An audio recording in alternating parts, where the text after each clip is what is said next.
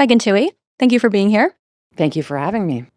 Well, I think most people know you as the Times journalist who broke the Harvey Weinstein story with Jodi Kantor, which was then, as most people will know, adapted into a film where you're played by Carey Mulligan, right? Correct. Yes. Yes. Yep. But you've just published an investigative report on Andrew and Tristan Tate and some of the alleged connections to the Trump administration.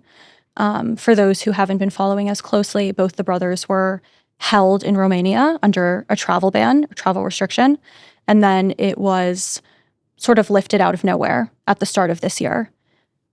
Just to open us up, from your reporting, why did that ban get lifted? Mm-hmm. Right. So we found, as you're correct, the brothers have been under criminal investigation in Romania since late 2022.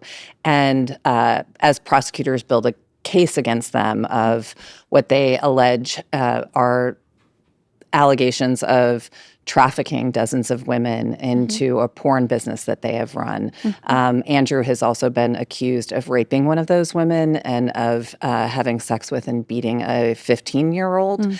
And so repeatedly, prosecutors have sought to restrict their movements. And so hence these travel bans that were in place until February of this year. And what we found in the course of our reporting, I worked with a colleague, Isabella Quai, and what we found was that the lifting of those travel bans was the culmination of years-long efforts by particularly Andrew Tate to form alliances with powerful figures on the American right, media figures like Tucker Carlson and Candace Owens, members of the Trump family, Don Jr., and then Barron Trump, who spoke with Andrew Tate last year about the criminal case, and then significantly figures in the Trump administration, including a special diplomatic envoy, Richard Grenell. And we found that the support from Trump officials played a crucial role in the release of the Tates from Romania, the lifting of the travel bans in February. An order actually in February came down from the highest levels of the Romanian government instructing the prosecutors to reach a compromise with the brothers.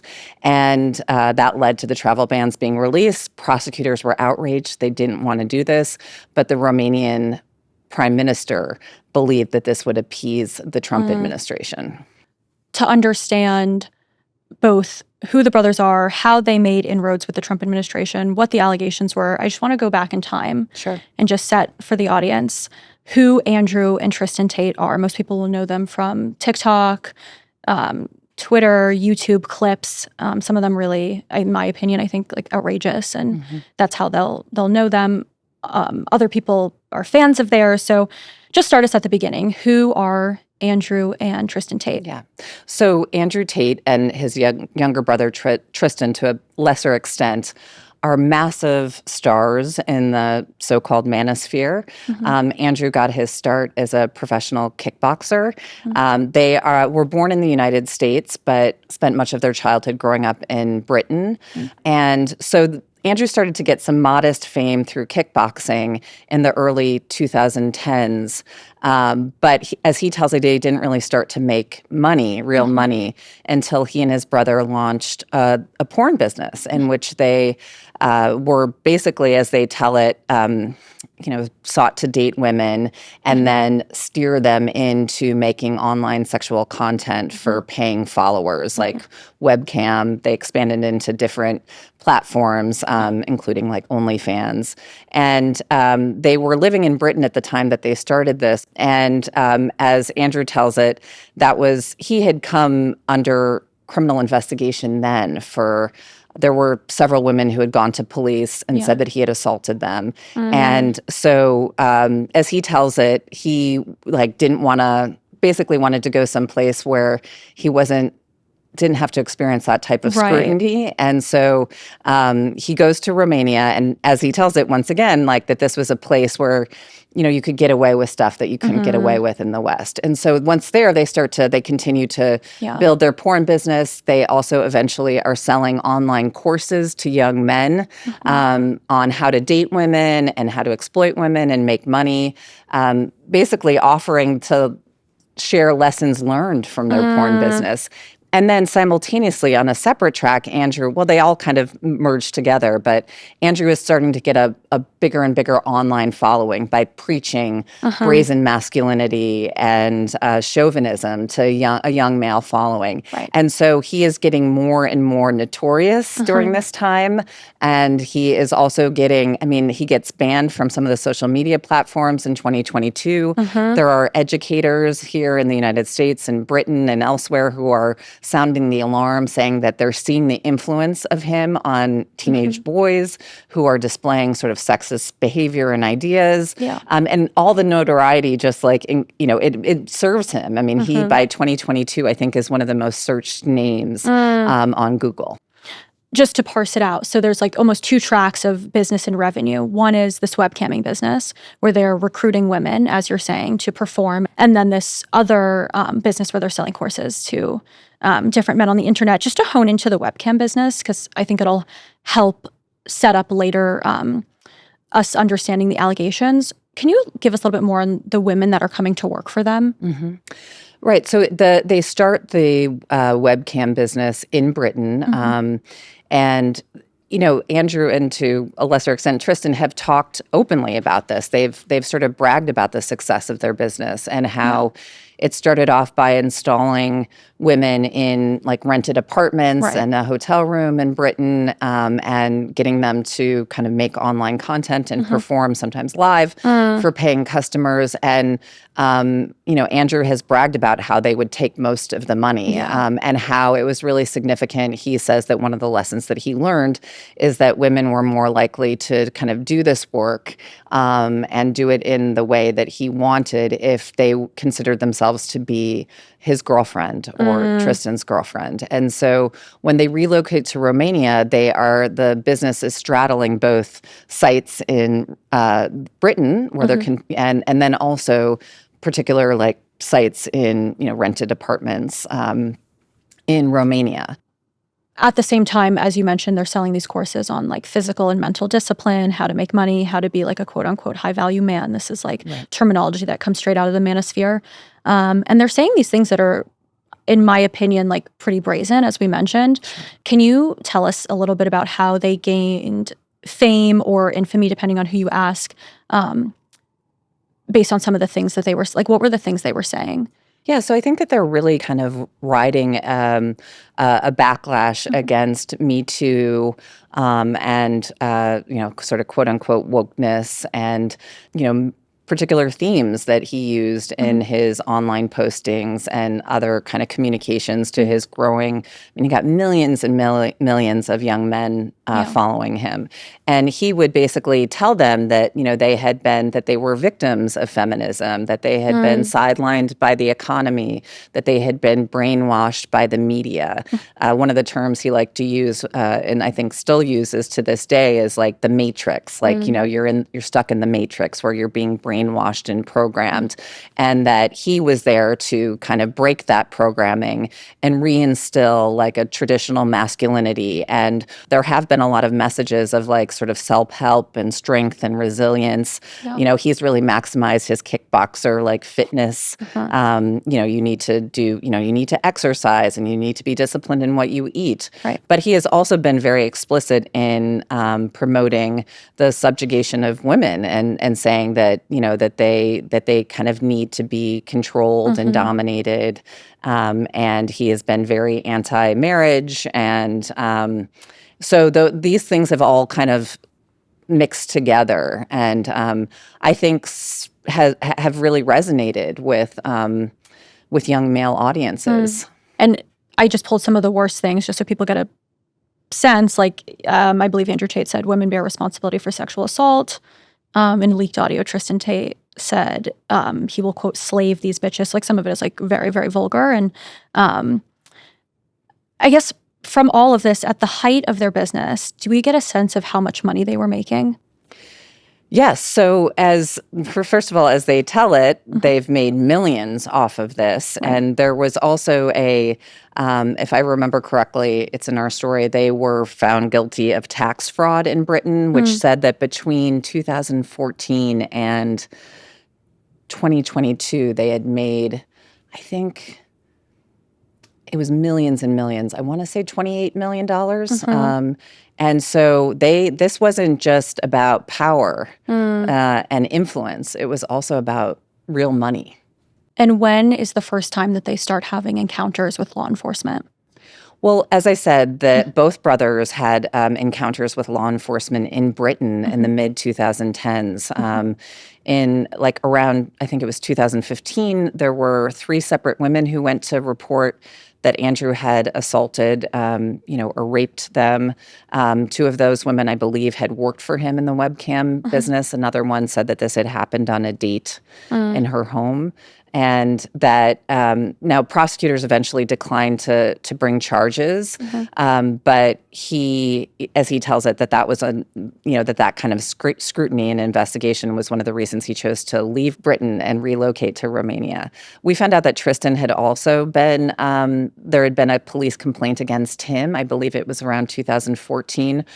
A woman said that he had assaulted her, physically assaulted her, not sexually, but physically assaulted her, and that too, I don't think that there was a charge brought. But this is to just say that there are criminal allegations against them that stretch back to that time. And then it's really in 2022 that criminal investigations sort of resume and really pick up steam and eventually snowball across 3 countries. So they're in Romania at this time, and eventually the U.S. Embassy had received a complaint that there was an American woman that was being held by the Tates against her will. And that prompted an investigation that led to these allegations that they had trafficked dozens of women into their porn business, stretching back to 2014, including a minor. And that's when, as they conducted their investigation, there was also the allegations of rape and of the sort of sexual abuse of a 15-year-old. And so they're arrested in December of 2022. Since then, prosecutors in Britain have authorized charges against them for trafficking as well, and also of rape against both brothers. Those are charges that they will face once the Romanian case is complete. We also found out that they have been quietly under federal investigation here in the United States since 2022 by anti-trafficking agents at the Department of Homeland Security and federal prosecutors here in New York, the ones who secured a conviction of Sean Combs. I think people sometimes hear trafficking and their misunderstanding is that it involves like kidnapping and moving someone across the border. Can you just walk through for the listener why this is trafficking? Because my understanding is that the women were coming to them. You're absolutely right. There is, I think my understanding is that prosecutors have been kind of using the human trafficking laws. They've been kind of expanding the ways in which they use them. And Romania is a place that's been like a hotbed of trafficking, human trafficking, sex trafficking. It's been like a huge problem.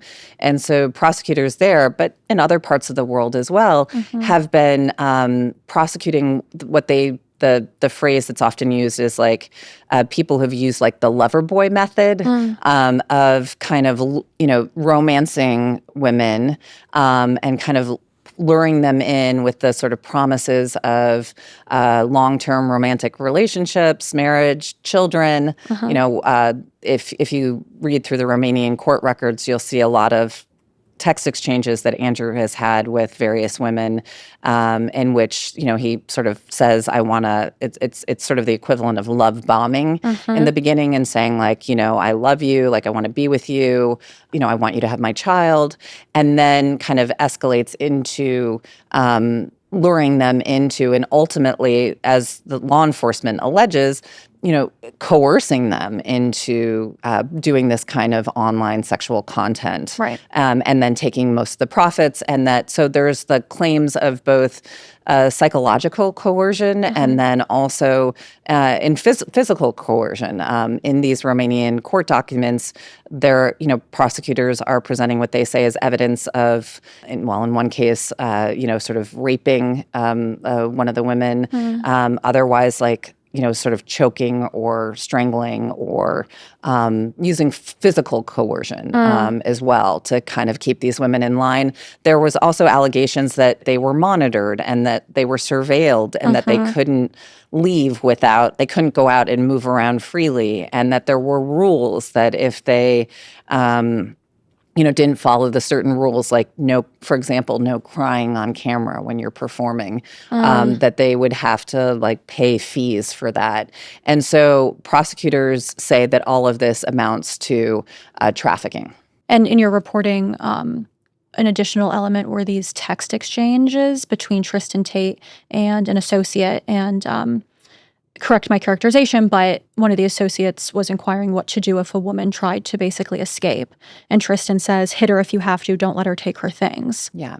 So you're right, you're referencing one of the many text messages that the prosecutors have compiled as they've been building their case against the Tates. And that was a text exchange between Tristan and actually two of the associates who are also under criminal investigation, who, as prosecutors explain, ran one of the apartments where the women lived and performed online. And that in this case, one of the women who was doing this work who announced that she was going to leave, that she wasn't going to do this work anymore. And so Tristan had, in that text exchange, said, hit her if you have to, given some pretty explicit instructions. And according to these court records, she told law enforcement that she was indeed like pushed down and dragged out, and something that witnesses also attested to. So you can see some of the like more of the texture and details of how this alleged trafficking worked. And how many women have come forward to make allegations? Well, so there are, in the Romanian case, the Romanian prosecutors have alleged that there were dozens of women. They started off by claiming that there were 7 victims, and now they've claimed that there are dozens of women. Now, at least I should note that 2 of the women of the original 7 have said that they don't see themselves as victims. And I don't know about the other, like the Tates have claimed in some of their court proceedings that some of the other women that have now been brought into the case don't see themselves that way. And prosecutors have said that they have evidence that they are in fact victims of trafficking. So, we'll hopefully learn more of the details as their case moves forward. And throughout all of this, the brothers have denied any wrongdoing. Yeah, they've denied criminal allegations, all of the criminal allegations against them. I should also note that the women who had originally gone to the police to report what they say were assaults by Andrew in the mid-2010s had brought a civil case against him in Britain. So there are also some civil cases in which the Tates also deny like any of the civil claims against them. Starting in 2022, as we said before, there's a travel ban. They're forbidden from leaving Romania. While the investigation is underway, my understanding from your reporting is because prosecutors felt like they were a flight risk. Travel ban is lifted in February 2025, and you write, the brothers' release from Romania was the culmination of a years-long effort by Andrew to forge alliances with Mr. Trump's advisors and family members. Walk us through in your reporting how the brothers were making inroads with the administration. So the relationship with the members of the Trump family actually goes back to 2017. At that point, Andrew was getting some attention, but he hadn't really exploded into the major star that he would be several years later. But he was, at that time, going way back to the beginning of the Trump presidency, of the first Trump presidency, a major proponent and defender of Donald Trump. And in 2017, Donald Trump Jr. liked one of his tweets, and that led to, a written exchange, which then led to them hanging out at Trump Tower. And that was clearly a relationship that continued even as Andrew came under investigation in Romania. In 2023 and in 2024, Donald Trump Jr. was online defending him and criticizing what the Romanian authorities were doing. And so that relationship, sort of stretches back to 2017 and is one of the kind of first notable relationships in the Trump orbit that we documented.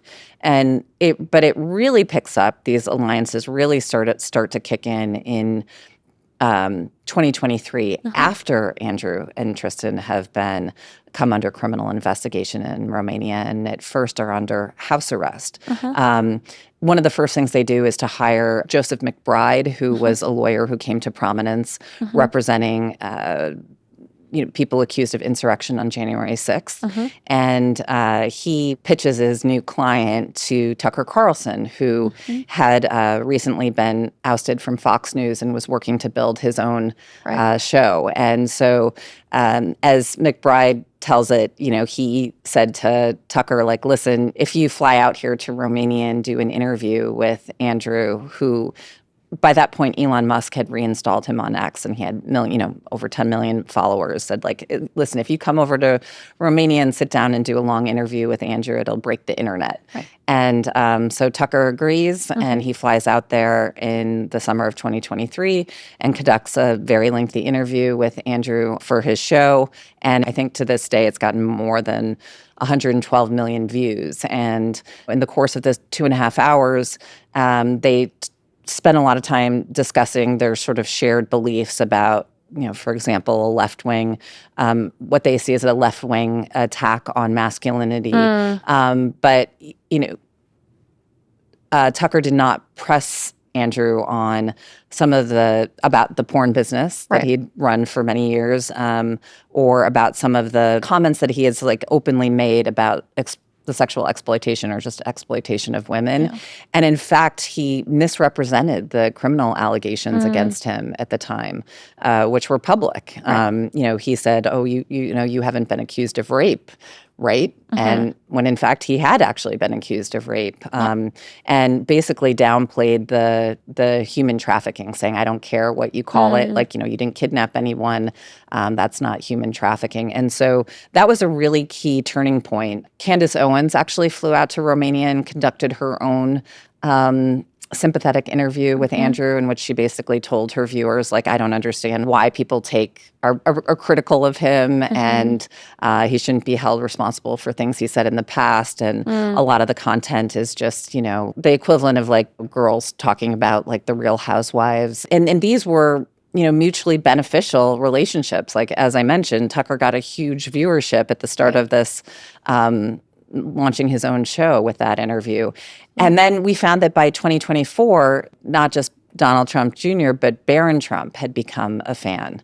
And it's been reported that Barron was, encouraging his dad to connect with and do interviews with some of these figures who are really popular with a young male audience and young male voters who were seen as being a crucial block of voters, a really important demographic for Trump's chances at reelection. And so I reported out an interesting dinner that he hosted at Mar-a-Lago in the spring of 2024, where he invited some of these influencers to have dinner there. And one of them was a man named Justin Waller, who has worked closely with the Tates, and as he tells it, is widely seen as the third brother. And that was the beginning of a friendship between the two of them. Between Barron and Waller. And he's sort of the connector. And he's the connector. And he told me that Barron, that they've continued to text, and he's been back to Mar-a-Lago. He even had his tailor fly in and make a suit for Barron. Waller's tailor. Yes, Waller's tailor. And he said that as that was happening, they actually did a Zoom with Andrew, in which the three of them talked, and that they discussed the presidential election and how the Tates and Justin were going to use their online platforms to promote Trump, and that they also discussed the Romanian criminal case and their shared views that it was an effort to silence the Tates. And so it was clear, Justin was pretty forthcoming with me and saying that he sort of seeks to play kind of a big brother role to Barron, and as he tells it, has gotten to know him. And he said, he admires the Tates, and they communicated, at least that one time. I'm not sure the extent of the communication. So Justin Waller sort of facilitates the Zoom call where Andrew Tate and Barron Trump are on, and they're talking, and Justin Waller says that they talked about the court case. Has Barron said anything about that interaction? No, I mean, we went to, as we were preparing to publish the story, we went to the White House with detailed questions, including questions about Barron Trump and his relationship with the Tates, and there we got no response to questions about Barron, at least as of this afternoon. I don't believe he has said anything publicly. So there's Barron Trump, Don Jr., and then there's Richard Grenell, Right. who's a Trump diplomat, who, from reading your reporting, I learned has 2 interactions with Romanian officials. Can you tell us about those 2? Yeah, absolutely. So once Trump is reelected, there are several defenders, supporters of the Tates who ascend into the new administration.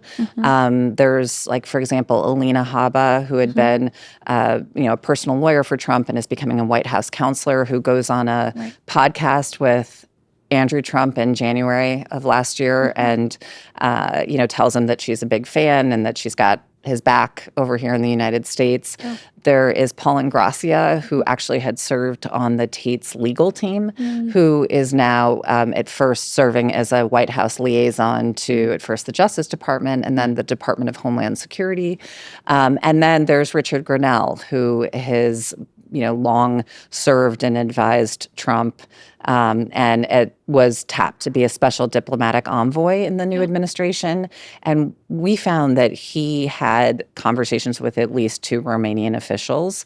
The first was with an advisor to the Romanian prime minister in December of 2024. And I should note that advisor, Victor Ponta, discussed that with us in an interview in Bucharest over the summer. And when I went back to kind of do fact checking with him, he kind of backpedaled and said, "Oh, no, we didn't discuss the case." But he initially did say that he discussed the case. Yes. And Richard Grenell would go on to, play a role in getting American detainees out of Venezuela. And as Victor Ponta told us when we did a lengthy interview with him in Bucharest, was like, maybe he saw himself as like freeing all the American hostages around the world. And Victor Ponta is the advisor to Romania's prime minister. He was serving as advisor to Romania's prime minister at the time. And then the second conversation that Grenell had was with the Romanian foreign minister at an international conference in Munich in February of 2025 of this year. And that was actually first reported by the Financial Times, in which the case was discussed. And how do you know the case was discussed at the Munich Security Conference interaction? Well, it was first reported by the Financial Times, and I don't know their sourcing. Got it. Grenell doesn't deny that he talked to the foreign minister. He has sought to emphasize that it was like a brief encounter. It wasn't like an official meeting, and that the foreign minister was the one who raised it. And he told the Financial Times, and he now has said that that he has publicly supported the Tates. Like, in fact, he's tweeted support of them. And that was, that the foreign minister had asked him if he stood by those tweets, and he had said yes. So I don't know all the details of what happened, but that's his version. And then what's the timeline between that interaction in Munich and the Tate brothers getting on a plane from Romania to Florida? Yeah, it's a matter of days. So within days of that conversation in Munich, this order comes down from the highest levels of the Romanian government to the prosecutors, instructing them to reach some sort of compromise with the Tates. This is according to confidential sources who spoke on the condition of anonymity because they're not authorized to talk about this. Sources on the Romanian side? Yes. Okay. Anyway, as they tell it, the prosecutors did not want to do this. They were outraged. As I mentioned, for years, they'd been saying, these guys pose a public danger and a flight risk. It's really important to keep them confined. But they do end up in this moment, following this extraordinary order, they do end up agreeing to lift the travel bans. And it was interesting because the Romanian prime minister had done a post on X saying, like, there's been no American pressure on the Tates case. And but as we understand it, the Romanian prime minister believed that this kind of compromise would appease the Trump administration. I should also point out that another thing that we obtained, like we conducted interviews with dozens of people in Romania, here in the United States, in Britain. We also reviewed hundreds of pages of court records and private communications, including ones that Andrew sent to someone close to him, in which he, at least in January, said, I've got word from the Trump administration. Yeah, I can read it. Yeah, if you want to read it. Yeah, I had word from the Trump administration that they're on top of things. I've been told I'll be free soon, but Trump needs to see me in Miami. Yeah, that's the one you're... That's right, yes. And so the day after the travel ban was lifted, Andrew sent another message to somebody close to him and said, I've got details from the Americans about passports and crossing borders. Like, this goes into instant effect. And, soon, in very short order, he and his brother are driven to the Romanian airport and board a private plane. And they record, we know this because they record all of it for a show that they do on Rumble. And so this episode was called The Tates Escape, but they videotaped themselves as they were flying out on this private plane and, just grinning and saying, we're massively back. And they flew to Florida and touched down there in late February. I guess one of the biggest questions that I think people sympathetic to the Tate brothers or to their case might ask is something along the lines of, how do you know that it's causal, that like there was the, conversations between Grinnell and, the interactions with the Trump family?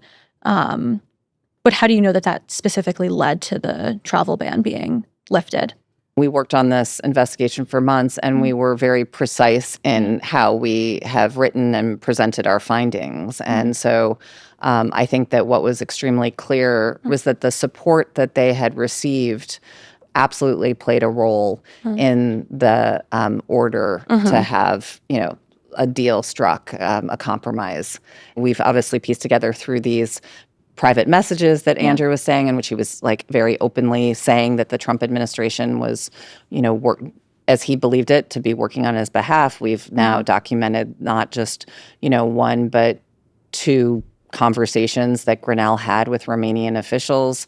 We're not saying that Barron made an order of to have them released, but we do have not only that he talked to Andrew last year, but that they discussed the case and that their sort of shared beliefs about it. So we are very careful in what we're presenting here and what we're saying and what we're not saying. But there's very in-depth reporting that backs up everything that we are saying. And when you asked the Tate's lawyer if the Trump administration was involved, what did he say? I'll start with the White House. We went to the White House and asked them directly. We went to Donald Trump Jr. He didn't respond. We went to the White House to ask about what, our findings and to seek comment and engagement from them. And a White House official said on background that the White House had no involvement with the Tates' legal matters, was the language that they used. And they didn't engage with any of our findings or other, detailed findings or questions. Grinnell provided us with a statement in which I believe I've kind of characterized what he said about, saying he didn't address the conversation with at Mar-a-Lago with that Romanian official. And then he didn't deny that he had talked to the Romanian foreign minister, but he just, was saying that that the foreign minister was the one who had raised it, that this was a very brief conversation. And the Tates themselves did not have on the record responses to most of our detailed findings. I think that one of the only things their lawyer said was that our kind of descriptions of his relationship and communications with Barron Trump were fake news. And at the time, the travel ban, like when the travel bans were first lifted and they left, a Times reporter asked the Tate's attorney, sought comment. Like, is there, did the Trump administration play a role in their release? Because there was speculation at the time. There was a suspicion that was the case. Yep. And at the time, he wouldn't directly answer the question, but he did say, quote, do the math. These guys are on the plane. I want to go deeper. I mean, we've touched on this a little bit, but deeper into the cultural element of why Don Jr., Barron, Richard Grinnell all might be interested in helping the Tate brothers. I guess as like a big picture, like what is in it for them? We spoke about, I think with Candace Owens and Tucker Carlson, like there's some financial incentive in terms of growing their audience or reaching their audience. And then, this sort of countercultural emblem that the Tate brothers represented as being hypermasculine and sort of the opposite of like what I guess the right would call like the quote unquote like soy boy, like hyper feminized man. But can you elaborate just, I think, a little more deeply on why the Trumps and the administration would want to help them? I mean, I think that these alliances were, mutually beneficial, whether it was the media figures who were tapping into their huge audience. And then I think that there's also just been, calculated political thinking too. Like in recent years, young male voters have been seen as like a kind of crucial demographic and voting bloc for, Trump. And I think that there has been an understandable desire to tap into those voters. And there was previous reporting that Barron had encouraged his dad to do interviews with people like Aiden Ross, for example, who is, I think, there's some overlap in the audiences there. And so there was an open recognition that this was a crucial group that you wanted to connect with. And I think just to go like even a little deeper, it's not just young male voters, but I think anyone who's self-selecting into watching their content is, I think, searching for help in some ways because they're trying to, I mean, if they're trying to help or not help men is like to be debated, but I think a lot of people would characterize or their opinion of the Tate audience member as someone who's maybe like aggrieved, like lonely, angry, sexually unfulfilled, and potentially a Trump voter. I think that's right. I mean, they didn't get this massive audience without reason and without, I think that they are aspirational figures. I think that they are like preachers of a kind. And I think that they are, highly influential. And there was a reason that they made tons of money selling courses to young men, these weren't just people who are following them online. They're signing up and paying thousands of dollars for courses in which they're receiving instruction from them on how to kind of pull themselves up and assert themselves and how to not just make money, but also how to date and treat women. And there are also there's political messaging that's interwoven into that, into the messaging that Tate has promoted. So they spend these few weeks in the U.S. They end up going back to Romania for, my understanding from your reporting is they had a court date that they had to return for. And then they've been basically jet-setting around in their private jet, living a pretty high-profile life. Like you would think after this they would lay low, but it's been kind of the opposite. Partying in Dubai, as you mentioned, they're capturing everything on video and posting it for their followers. And I think some people might ask, if they're going back and forth in and out of Romania to show up for their court dates, like what is the actual implication of the travel ban being lifted? I mean, I think that one of the answers to that is that they presented that as like a huge, they're kind of masters of public narratives and online narratives, and they really presented that release as a massive victory.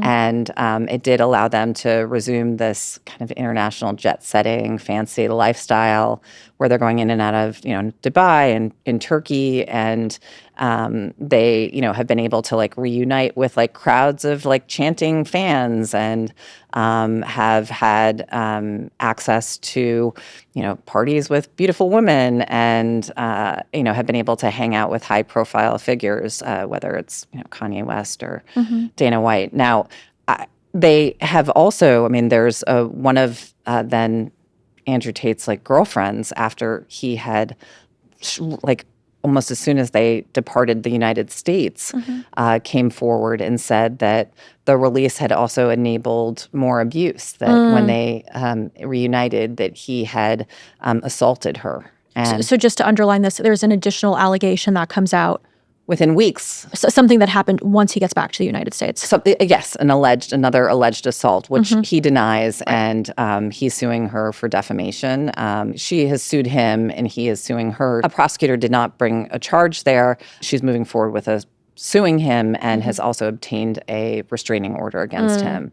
The Tates have also sued one of the accusers in the Romanian case for defamation. They file a lot of defamation suits. They went back to Romania for that first court date. Yeah. Do you think they'll continue to go back to Romania for their legal proceedings? I mean, what's keeping them from just never going back? I can't speak to their mindset. They had told people that at the time that they were here in the United States, they told people that they were buying a place in Miami and intended to stay here. And that obviously has not happened. They have not been back to the United States since their visit, which once again involved this kind of rift on the right, as well as an additional allegation against them. And so even as they resume this sort of jet-setting lifestyle and have been able to juice their brand with all of this like new fancy content, these legal troubles are not going away. And once again, no matter what happens with the Romanian case, there are these real concrete charges that have been authorized against them in Britain. They have not set foot in Britain since the travel bans were released. And so it'll be really interesting to see what happens there. One interesting element in your piece was the discussion of how it sort of, their return to the U.S. split the right between, essentially like the Tucker Carlsons and the Candace Owens, and then Ben Shapiro and Ron DeSantis. And Megyn Kelly. And Josh Hawley, I think, was also included. Josh Hawley, yep. Can you talk about the response of that side of the right, the Megyn Kellys and the Josh Hawleys? Yeah. So once they arrived, as they captured the video of them taking off and with these huge grins, they really saw, I think, they were conveying like victory. But it was not like their reception did not go as smoothly as perhaps anticipated. In fact, you did have, for all the support and defenders that they had built up on certain segments of the American right, they also had real critics among conservatives, perhaps maybe among more traditional conservatives. So Ben Shapiro, for example, was quick to blast them, and Megyn Kelly said on her show, like, guys, this is the definition of toxic masculinity, something along the lines of, like, I know that term can be overused, but, like, this is the real version of it. Ron DeSantis, the Tate brothers' first touchdown in Florida, and when asked about it at a press conference, said they're not welcome here with that kind of behavior. The state attorney general there launched a state investigation of the brothers. Josh Hawley spoke out against them. And so it was clear that there was like this rift on the right that was like cracking open. Yeah. And the Epstein issue has caused also some rifts on the right. And some of the critics of the Tates were likening the brothers and their alleged crimes to Jeffrey Epstein and saying, like, what are we doing here? Like, we should not be embracing these guys. We should not be helping them. Another name that comes to mind is Nick Fuentes, only in the context of someone who, it's like almost a similar story, someone who symbolizes this break on the right between embrace them for their audience and potential voter base or sideline them for some things that they've said or, done. Obviously, Nick Fuentes and the Tate brothers are very different, but it seems like a similar story in terms of, different in terms of their allegations against, Oh, yes. Like Nick Fuentes doesn't have criminal allegations right? In the same way. But there's also an alignment between them ideologically. And I have been trying to kind of track what the defenders of the Tates are like saying about them, and what they've been doing in recent months. And like a lot of them have been kind of quiet. I haven't seen a lot of support, but Nick Fuentes is an exception. Like when he was on Tucker Carlson's podcast, I believe that was last month, within recent weeks, they discussed the Tates, and he said that, they've openly praised each other. And he was saying that he thought that he was continuing to praise him and said that he, was basically deserved praise because he was putting women in their place. It's interesting because there's they have an actual ongoing court case, and then they have the court of public opinion in the American right. Yeah. To kind of close us out, do you think the Ben Shapiros and the Megyn Kellys and the Josh Hawleys, which I would maybe classify as the more religious wing of the party, or as you put it, traditional conservatives. Yeah. Versus, the Candace Owens and the Tucker Carlsons, who are growing in prominence in terms of following and who, as they tell it, are also consider themselves very religious, as did Charlie Kirk, right. Who, as I understand it, had some concerns about the Tates, but also saw their power and influence, and and acknowledge that publicly. And so I think, but yes, there are definitely conservatives here in the United States who think that, the porn business alone is undermining of traditional values, that these criminal allegations aren't just an effort to silence them, but that there's real significance there, and that see parallels with Epstein and think it's a huge mistake to be defending them and supporting them in any way. And now I've been trying in the course of reporting to really gauge how vocal and visible their supporters were after their visit here to the United States. For example, Roger Stone had posted a photograph with the Tates when they arrived in Florida, smoking cigars. The Tates are big cigar smokers, and had said that in the caption that he had posted on social media had said, Grinnell did a great job getting these guys out of Romania, something along those lines. Don't directly quote me, but that was the gist of it. And, he took down he removed that post. Trump was asked about the visit at a press conference, and he said he didn't know anything about it. Right. And so there was a bit of, at least I don't know what Trump knew and when he knew it. And so I'm not disputing that, but you could see sort of a little bit of a backpedaling with some of the public defenders here in the United States, or just lowering their kind of visible support for these guys after this visit. Kind of didn't necessarily go as smoothly as expected. Now, and it's been pretty quiet. Their defenders I haven't seen them being as visibly supportive in recent months. An exception to that is Nick Fuentes.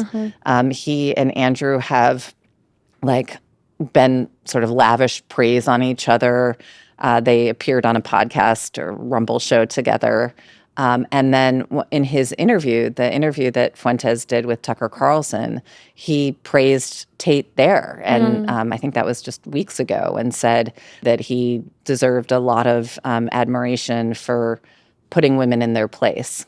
I've been trying since we published the story, there's been, there was a lot of outrage and concern and questions about what else might have happened behind the scenes, where there, really hasn't been a lot of coverage of Barron. And I think that people are hungry to know more about, where he stands in relation to the Tates. And Tucker Carlson actually, before the story was published, posted online to X an text exchange that we had. I'd gone to him to just do my final due diligence and seek any additional comment that he might have. And so there was, he kind of provided a snarky response and posted online. But I, would be really interested to know more about where does Tucker and where does Candace, where do they stand today with regards to the Tates? Where does this, Ben Shapiro, Megyn Kelly haven't said anything in the past week, and I'm just very curious to know where, I'm going to be watching to see how the Tates continue to play out on the American right and here, and to what extent they're embraced or pushed away at this point. Well, we will stay tuned for your reporting on how the court case unfolds and how this sort of broader spiritual political wedge or war on the right unfolds as well. So, Megan Toohey, thank you so much. Oh, thank you. Thank you. Pleasure to be here.